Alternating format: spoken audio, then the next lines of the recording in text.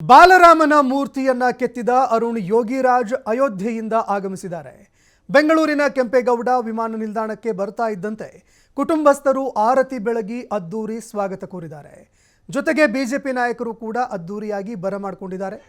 ಇನ್ನು ರಾಮನ ಮೂರ್ತಿಯನ್ನ ಕೆತ್ತಿದ್ದ ಮೂವರು ಶಿಲ್ಪಿಗಳಲ್ಲಿ ಒಬ್ಬರಾದ ಗಣೇಶ್ ಭಟ್ ಕೂಡ ಇಂದು ಆಗಮಿಸಿದರು. ಇನ್ನು ಅರುಣ್ ಯೋಗಿರಾಜ್ ಮಾತನಾಡಿ ಬಾಲರಾಮನ ಪ್ರತಿಮೆ ಆಯ್ಕೆಯಾಗಿದ್ದರ ಬಗ್ಗೆ ತುಂಬಾ ಖುಷಿ ಇದೆ. ಶಿಲ್ಪ ಕೆತ್ತನೆಗೆ ಹೋಗುವಂತಹ ಸಂದರ್ಭದಲ್ಲಿ ಸಮಾಧಾನದಿಂದ ಹೋಗಿದ್ದೆ, ಈಗ ತುಂಬಾ ಸಂತೋಷದಿಂದ ವಾಪಸ್ ಆಗ್ತಾ ಇದ್ದೇನೆ. ಬಾಲರಾಮನ ಪ್ರತಿಮೆಯನ್ನ ಕಂಡು ನನಗೂ ತುಂಬಾ ಸಂತೋಷವಾಗಿದೆ ಅಂತ ಹೇಳಿದ್ದಾರೆ.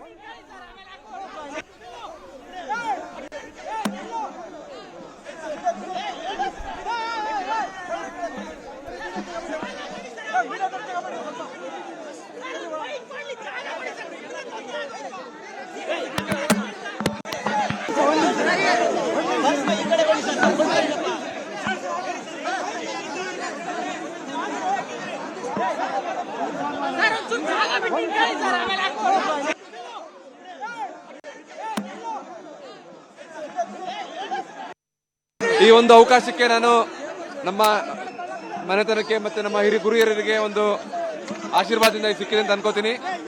ಜೊತೆಗೆ ಈ ಒಂದು ಕಾರ್ಯ ನಮ್ಮ ಇತಿಹಾಸ ಪುಟದಲ್ಲಿ ಸೇರುವಂತ ವಿಷಯ.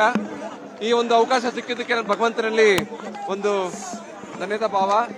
ಜೊತೆಗೆ ಈ ಒಂದು ನನಗೆ ಅದೇ ನನಗೇನು ಮಾತಾಡ್ಲಿಕ್ಕೆ ಆಗ್ತದೆ. ಇಷ್ಟು ಜನ ಪ್ರೀತಿ, ಇಷ್ಟೊಂದು ಪ್ರೀತಿ ತೋರಿಸ್ತಾ ಇದಾರೆ.